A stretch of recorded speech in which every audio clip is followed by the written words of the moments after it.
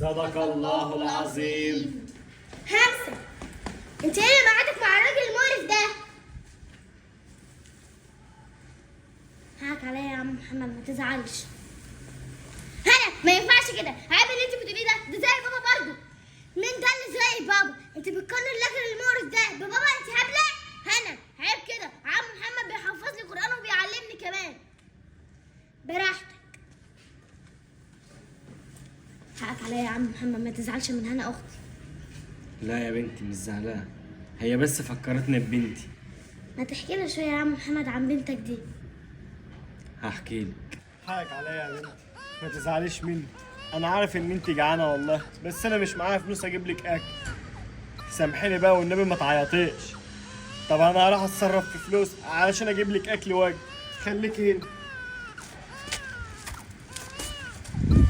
خلصتوا الشغل كله؟ طب ثواني كده.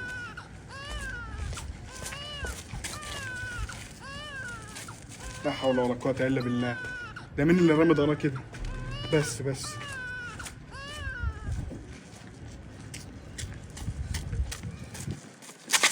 ايه ده؟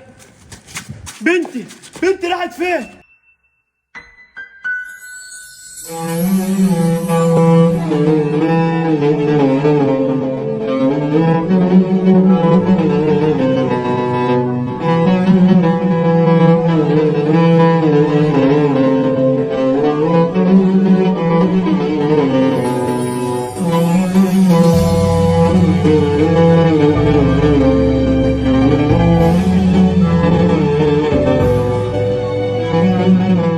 بس كده يا بنتي، هي دي كل الحكاية.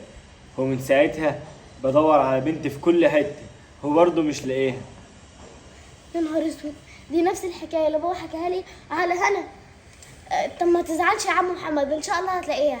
همشي انا بقى. هتروحي فين يا بنتي؟ هروح لبابا وهرجع لك تاني. بابا يا بابا، ايه يا همسة يا حبيبتي؟ انا كنت عايزه اقول لك على حاجه. اتكلمي يا حبيبتي في ايه؟ هنا بتهزق عم محمد وبتكلمه بطريقه مش كويسه. ايه اللي انت بتقولي ده؟ حصل امتى الكلام ده؟ وعم محمد بيحفظني قران، هنا كانت معديه وقعدت تشتم فيه وتهزقه. ماشي يا هنا، حسابها معايا بعدين. هنا اطلعي انت دلوقتي يا همسة البيت. بابا انا كنت عايزه اقول لك على حاجه. إيه في ايه تاني يا همسة؟ اتكلمي. مش انت لقيت هنا مرميه في الشارع وملفوفه في لفه بيضه وانت اخدتها؟ همسة ما تتكلميش في الموضوع ده تاني، ويلا اطلعي على البيت. حاضر يا بابا.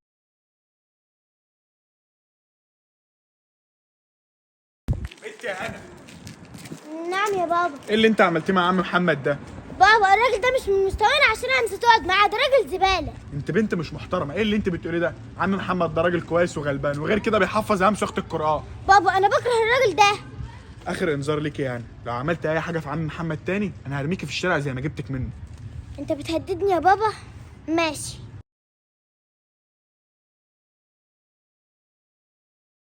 بس يا بنتي هي دي كل حكايتي. حكايتك يا عم محمد شبه حكايه هنا بالظبط، برضه بابا لقاها في الشارع. لقاها في الشارع؟ لقاها في الشارع ازاي يا بنتي؟ انا مش فاهم حاجة. بابا كان بيحكي لي ان هو لقاها هنا في الشارع ملفوفه في لفه بيضاء واخدها وربها معايا. دي تبقى بنتي، دي تبقى بنتي. هنا بنتي. شيل ايدك يا زباله، ما تلمسنيش.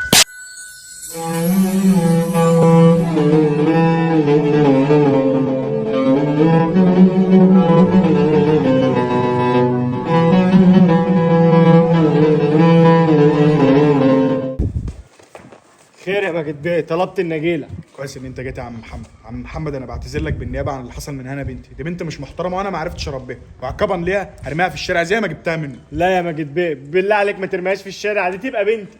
ايوه يا بابا، هنا اللي انت جبتها من الشارع وربيتها معايا تبقى بنت عم محمد. بنته؟ بنتك ازاي يعني يا عم محمد؟ وازاي ما تقوليش حاجه زي دي كل السنين اللي فاتت دي؟ ما هو ما كانش يعرف يا بابا وانا اللي قلت له. بالله عليك يا ماجد بيه ما ترميهاش في الشارع، خليها معاك وربيها وعلمها الصح من الغلط، وانا هفضل خدامكم طول عمري. انت قاعد مش شايف شغلك ليه؟ معلش يا هنا يا بنتي، هقوم دلوقتي اكمل شغل، اصل انا تعبان شويه معلش. طالما انت تعبان ليه جيت الشغل؟ ما كنت تخليك قاعد في بيت. في ايه هنا؟ انت بتكلمي عم محمد كده ليه؟ ما تحترمي نفسك. همسه مالكيش دعوه، سيبيني اعرف اتعامل مع الناس الزباله دي. انت عارفه اللي بتكلمي ده يبقى مين؟ يبقى بس يا همسه يا بنتي بس. حاضر يا ست هاني، هقوم دلوقتي اكمل شغل. راجل مقرف.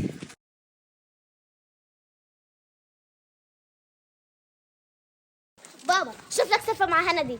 في ايه يا امس؟ انا عملت ايه تاني؟ هزيت عم محمد تاني وشتمته وهي ما تعرفش ان هو ابوها اصلا. برضه مفيش فايده فيها هنا دي. بنتي يا هنا تعالي هنا. نعم. ايه اللي انت عملتيه مع عم محمد تاني ده؟ قلت لك ده راجل مقرف وانا بكرهه. برضه يا هنا؟ ماشي يا هنا، غوري من وش اطلعي يلا على البيت ومفيش نزول من البيت وحسابك معايا بعدين.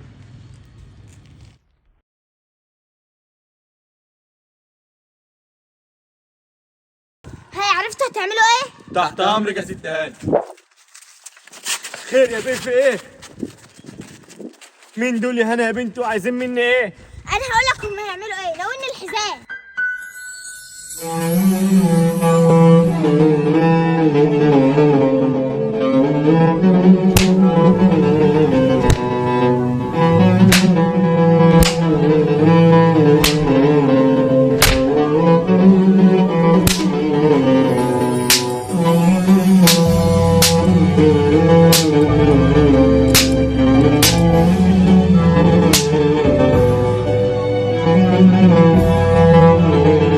بابا.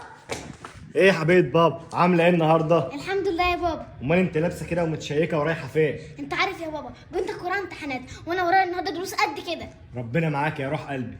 طب يا بابا النهارده كده مش بيفكرك بحاجه؟ وده يوم يفوتني برضه. كل سنه وانت طيبه يا حبيبتي. عيد ميلاد جبت لك الايفون اللي نفسك فيه. الله ربنا يخليك ليا يا رب. الايفون ده جميل قوي. ويخليك ليا يا روح قلبي. ينفع يا بابا النهارده توصلني الدرس؟ بس كده من عين الاتنين. يلا بينا. بقى بابا بيجيب لها همسه هدايا في عيد ميلادها وانا لا. ماشي يا بابا. اه صح، انا جبت الهمسه هديه ونسيت اجيب لها انا هديه. اما اشوف معايا فلوس كام عشان اجيب لها هديه. انا ما عادش معايا فلوس. اعمل ايه بس دلوقتي؟ اما راح اشوف اي حد استلف منه فلوس عشان اجيب لها انا هديه. بابا انا حبيبه بابا عامله ايه النهارده يا حبيبتي؟ انا النهارده عيد ميلادي. ما انا عارف يا حبيبتي. كل سنه وانت طيبه. انت ما جبتليش هدايا زي ما جبت الهمسه ليه؟ معلش يا حبيبتي انا ما عادش معايا فلوس. اول ما يجي لي فلوس هجيب لك هدايا واحسن من همسه كمان. انا عايزه هدايا دلوقتي. اشمعنى هي؟ في بنت محترمه تكلم ابوها بالطريقه دي؟ انا بنتك زي ما هي بنتك. انت بنت مش محترمه وانا مش هجيب لك هدايا. يعني ده اخر كلام عندك؟ انا همشي عشان لو وقفت هديكي بالقلم على وشك.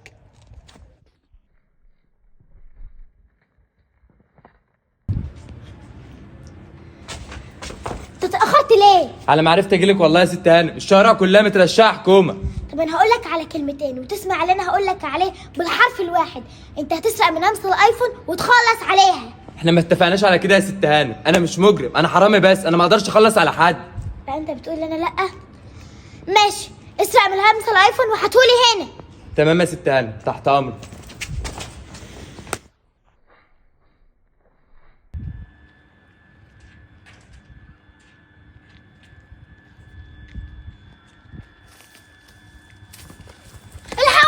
الحقوني حرامي.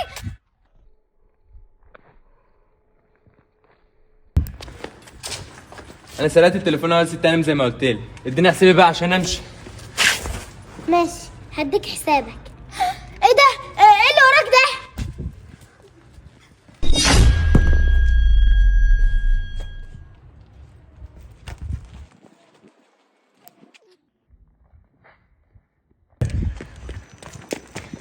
يا نهار اسود، هو ايه اللي وقعه كده؟ يا خرابي ده شكله مات. همسه ايه ده؟ إيه اللي انت عملتيه ده يا همسه؟ والله مش انا اللي عملت فيه كده. اقسم بالله مش انا اللي عملت فيه كده. هو إيه اللي انت عملتيه ده؟ والله يا بابا ما عملت فيه حاجه صدقني. هو اصلا حرامي وسرق مني التليفون وطلع يجري وانا طلعت اجري وراه وبصيت عليه ولقيته كده. ده علشان سرق منك التليفون تعملي فيه كده؟ هو انت ايه ما عندكش دم؟ والله يا بابا ما عملت فيه حاجه صدقني. تقرير الطب هو اللي هيثبت انت اللي عملت فيه كده ولا حد تاني. ولو انت اللي عملت فيه كده انا هروح في 60 داهيه. طب يا بابا يلا همسه همسه.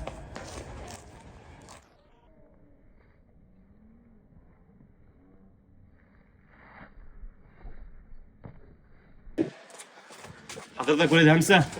ايوه يا دكتور، همسه عامله ايه دلوقتي؟ طمنا عليها. همسه بنتك عندها ضمور في المخ، اتسببت لها في صدمه عصبيه، ما ينفعش كده لان لو لا قدر الله حصل لها كده تاني ممكن بس يا دكتور بعد الشر، ان شاء الله همسه بنتي هتكون كويسه. هو انا كده هموت يا بابا؟ لا يا حبيبتي بعد الشر، ان شاء الله انت هتبقي كويسه، ما تزعليش مني يا همسه. انا مش زعلانه منك يا بابا، بس والله العظيم صدقني مش انا اللي عملت فيه كده. ما تتكلميش في الموضوع ده يا حبيبتي، يلا دلوقتي علشان تروحي عشان ترتاحي.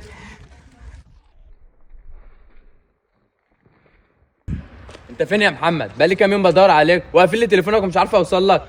سيبنا يا يوسف، انا الدنيا كلها حاطه عليا وشكلي هروح في 60 داهيه. مالك يا صاحبي؟ بس احكي لي، انت تخبي عليا ولا ايه؟ بنت همسه متهمه في جريمه قتل وانا مش عارف اعمل ايه وشكلي هروح في داهيه. لا لا الا الله. طب استهدى بالله بس وانا معاك يا صاحبي، سيبها لله. ونعم بالله، ربنا يخليك ليا يا صاحبي.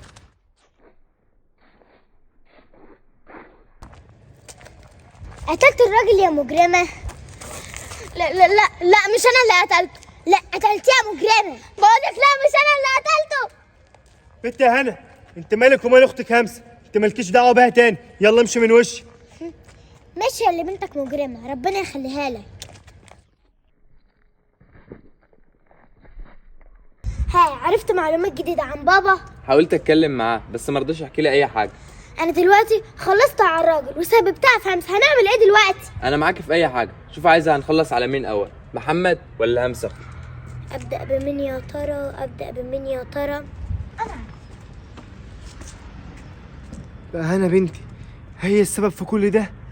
هنا بنتي اللي جبتها من الشارع وربتها وخلتها احسن من همسه كمان، هي السبب في كل ده. ويوسف صاحب عمري، هما الاتنين السبب في كل اللي بيحصل لي ده في عيشتي. انا لازم انتقم منهم. الساعة بقت كام معاكي يا هنا؟ الساعة بقت 4، أنا مش عارفة إيه اللي جابني هنا معاكي أصلا. أنا مش عارفة بابا اتأخر كده ليه؟ المفروض يخرج الساعة 12، دلوقتي الساعة بقت 4 ولسه ما خرجش. خد حاجتك اهي، عاد اشوفك هنا تاني يا محمد، امشي جنب الحيط. تحت امرك يا حكومه. بابا يا بنت انت وهي، ان شاء الله يصلح حالكم.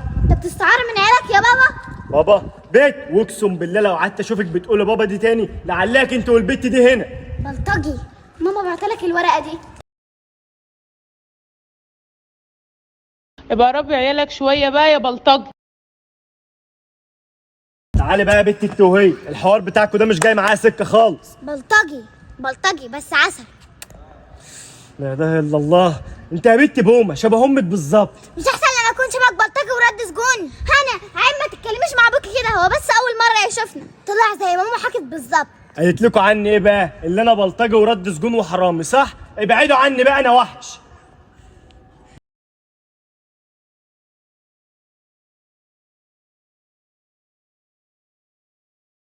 بابا يا بابا، هو البلطجي ده سابنا في البيت وراح فين؟ مش عارفة يا هنا. فين يا بابا؟ انت هتفضل شغال في الشغل الوحش ده كتير. وانت مالك انت يا بت؟ لا ليه؟ انت دلوقتي بقى عندك عيال ولازم تخاف عليهم من شغل البلطجة ده. واقسم بالله لو قعدت سمعت صوتك تاني لكون معلقك هنا. وربنا لو اوريك.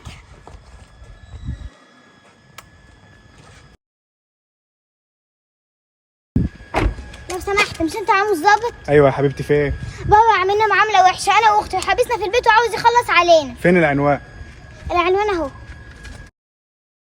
بابا انت عايز ايه؟ انا هوديكوا عند خالتكم علشان انا مسافر بره مصر.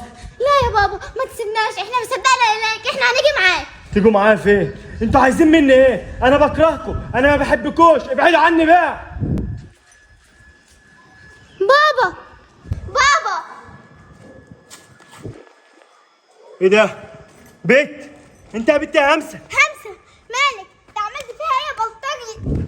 تقول الواد ده همسه علاء رحمه. فين يا باشا؟ اطمن بس على بنت همسه يا باشا بالله عليك. بنتك مين يا امشي قدام؟ همسه يا دماغي. الحمد لله على سلامتك يا همسة. هو بابا فين يا هنا؟ سافر وسابنا صح؟ يا همسة، وبعت لنا رسالة ان هو ما عادش عايز يشوف وشنا تاني. كده يا بابا تمشي وتسيبنا لوحدنا تاني؟ مش عارفة انت بتحبيه على قلب البلطجي ده. يا كريم بيه بالله عليك يا كريم بيه، عايز اخرج اطمن على بنتي. تخرس خالص يا مش عايز اسمع صوتك. هنا انت يا بيت طمنينا على همسه، عامله ايه دلوقتي؟ همسه بقت كويسه وانا جاي اوصلك الرسالتين دول منها. رساله ايه؟ وهي ما جاتش معاكي ليه؟ اسمع بس الجملتين دول يا بلطجي. بلطجي؟ لولا الحديد ده كان زمان خرجت اديتك 200 قلم على وشك، ده كنيله وانت شبه امك بومه. همسه بتقول لك ان هي ما عادتش بتحبك وان احنا بنكرهك وما عادش عايزين نشوف وشك تاني.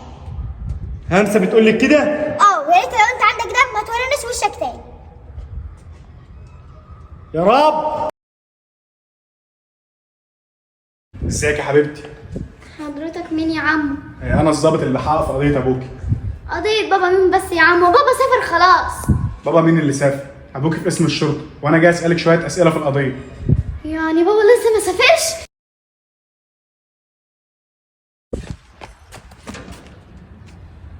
بابا انا بيك. ايه ده؟ الحق يا محمد يا اخويا. يا نهار اسود يا ابني، اصحى يا ابني. ده شكله تعبان قوي يا محمد يا اخويا وبيموت. يا نهار اسود. طب احنا ملناش دعوه يا همسه، يلا نمشي من هنا بسرعه. ايه ده يا محمد يا اخويا؟ شيله بسرعه وديه المستشفى. مستشفى؟ مستشفى ايه يا همسه؟ واشتله ايه؟ ده شكله تقيل قوي. مش ده وقت هزار يا محمد يا اخويا. حاضر حاضر هشتله اهو. الف حمد لله على السلامه. انت مين؟ انا اللي جبتك المستشفى، انا ومحمد اخويا. محمد اخوكي؟ فين محمد اخوكي ده؟ محمد اخويا بيغير الانبوب في العماره اللي هناك دي. اهو جه اهو. ايه يا همسه فاقوا بقى كويس؟ الحمد لله يا اخويا فاقوا بقى كويس، بس هو مش عارف احنا مين. مش لازم يعرف احنا مين يا همسه، المهم احنا لازم دلوقتي نعرف مين اهله علشان نرجعه لاهله، زماتهم دلوقتي بيدوروا عليه. انت اسمك ايه يا حبيبي؟ انا مش فاكر حاجه خالص ومش عارف اسمي. لا اله الا الله. يلا بقى يا همسه احنا عملنا اللي علينا، يلا عشان نروح نشوف مصالحنا. محمد بقى. طب تعالى معانا يا حبيبي. ادهم يا ادهم. هنا. نعم يا بابا. ادهم اخوكي فين؟ انا قالب عليه الدنيا من الصبح مش لاقيه. ما اعرفش. ازاي يعني ما تعرفيش يا هنا؟ ما انا سايبه قاعد معاك الصبح، هيكون راح فين يعني؟ تعالى دور عليه في جيبي. بنت احترمي نفسك بدل ما اديكي 100 قلم على جنب واحد. قلت لك ما اعرفش ما اعرفش. ماشي يا هنا، الاقي ادهم اخوكي وحسابك معايا بعدين. الو عملتوا ايه؟ الله يرحمه، الله ينور عليكم يا رجاله. دور عليه بقى من هنا للسنه الجايه. يا همسه انا وديت المستشفى وكمان عالجته على حسابي واشتريت له جلابيه، اعمل له ايه تاني؟ عايزاه يشتغل معانا، ما غلبان وكمان فاقد الذاكره، حرام نرميه في الشارع. ايه الحلاوه دي؟ شكرا حضرتك. حضرتك؟ لا حضرتك دي مش هتنفع معانا خالص، انا اسمي محمد ودي اسمها همسه. احنا بقى عايزين نشوف لك اسم علشان نناديلك بيه. انا هسميك شباره. شباره؟ حاضر يا اسطى محمد. ماشي يا شباره. بص بقى هبعتك شقه تروح تجيب منها الانبوبه الفاضيه. تعالي يا هنا. بقول لك يا ريس بعد اذنك، ما شفتش طفل عنده 15 سنه هنا؟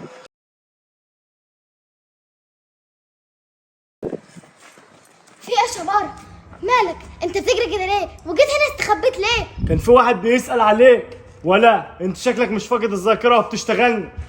انا فعلا مش فاقد الذاكره. طب اطلع ياد بال 500 جنيه اللي دفعتهم لك في المستشفى. اهدى يا محمد، اما نفهم منه هو ليه عمل كده. انا هحكي لكم على كل حاجه. بس كده يا اسطى محمد، وهي دي كل الحكايه. يعني انت اختك بعتت ناس علشان تخلص عليك عشان الورث اللي مكتوب باسمك؟ ايوه يا اسطى محمد. طب انت هتعمل ايه دلوقتي يا شباره؟ لو حد شافك ممكن يأذيك تاني.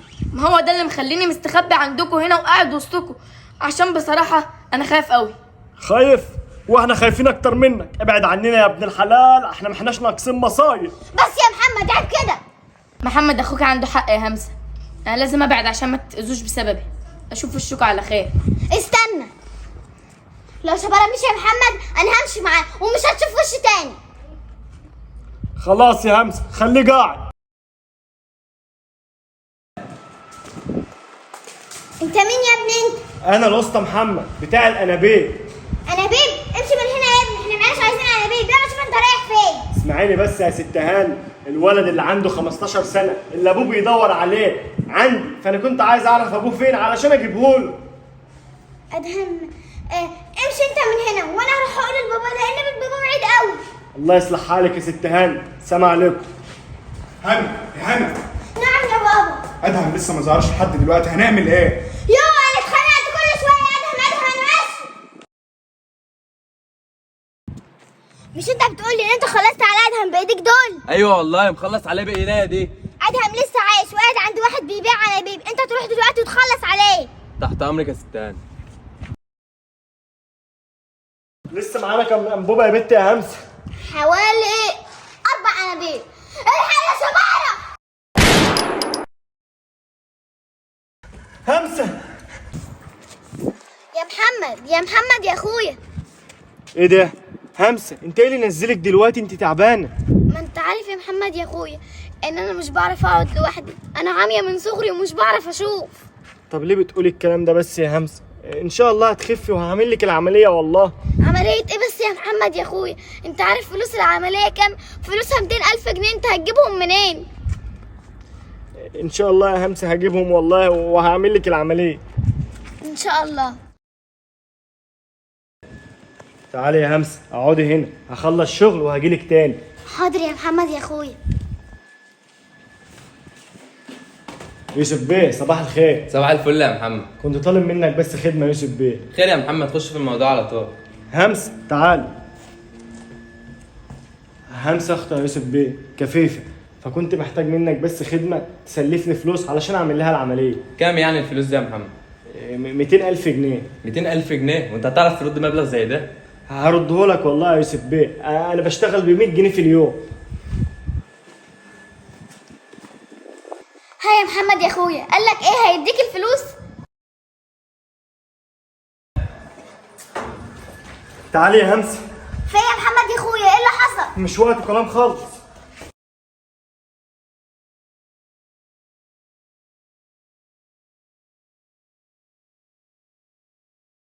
يلا يا همسه انا جبت الفلوس وهتعملي العمليه النهارده. بجد يا محمد يا اخويا؟ انت جبت فلوسها منين؟ اكيد جبتها من الراجل اللي انت كلمته وسلفهم لك، صح؟ اه يا همسه كلمته وهو سلفهم. يلا بقى علشان هتعملي العمليه. انا فرحانه قوي يا محمد، يلا بينا.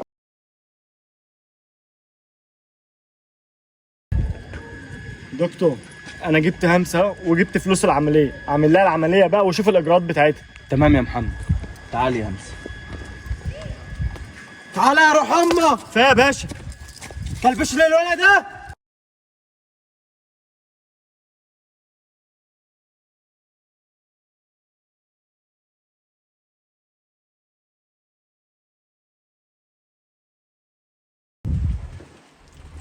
انت الشافي المعافي يا رب. بسم الله الرحمن الرحيم. انا بشوف يا دكتور. الف مبروك يا همسه، العمليه نجحت. هو محمد اخويا فين يا دكتور؟ ليه ما جاش وانا بعمل العمليه؟ اخوك محمد مختفي بقاله 5 ايام من ساعه ما جابك هنا. 5 ايام؟ طب انا هعمل ايه دلوقتي؟ والله هروح فين؟ انا حتى ما اعرفش شكل محمد اخويا. لا اله الا الله. خالو وحشتني قوي. وانت كمان وحشتيني.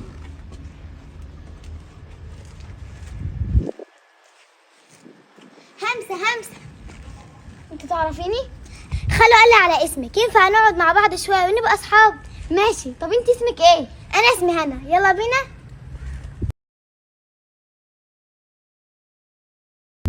احكي لي بقى حكايتك.